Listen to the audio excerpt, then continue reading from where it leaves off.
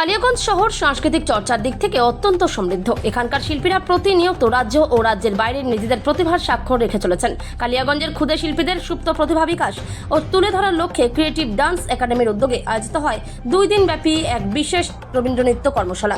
শহরের নজরুল নাট্য নিকেতনে সোমবার রাতে এক মনোরম সাংস্কৃতিক অনুষ্ঠানের মধ্য দিয়ে এই কর্মশালার শুভ সমাপ্তি ঘটে।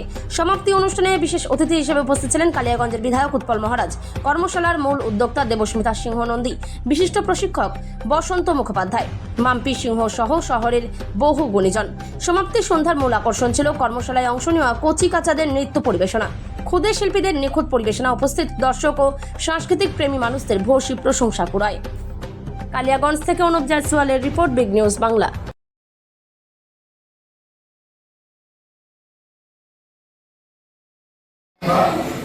আজকে নজরুল হল ভুলে গেছে দেখছি, এরকম পাড়া নজরুল হল বহুদিন পর দেখছি।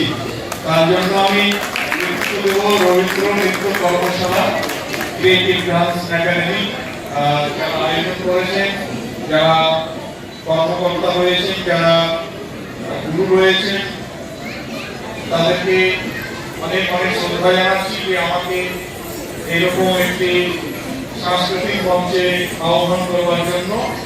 এখানে আমাদের খুবই অভিভাবক অভিভাবিকা বৃন্দ রয়েছেন।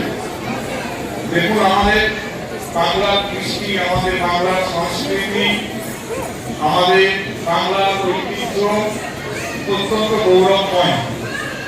আমাদের ভবিষ্যৎ ভারতের আশা আকাঙ্ক্ষার মুকুল আমাদের ঘরে কচি কাচারা, তারা এই সংস্কৃতিকে বহন করে নিয়ে যাবে। আপনারা তাদেরকে সেইভাবে শিক্ষা দিচ্ছেন।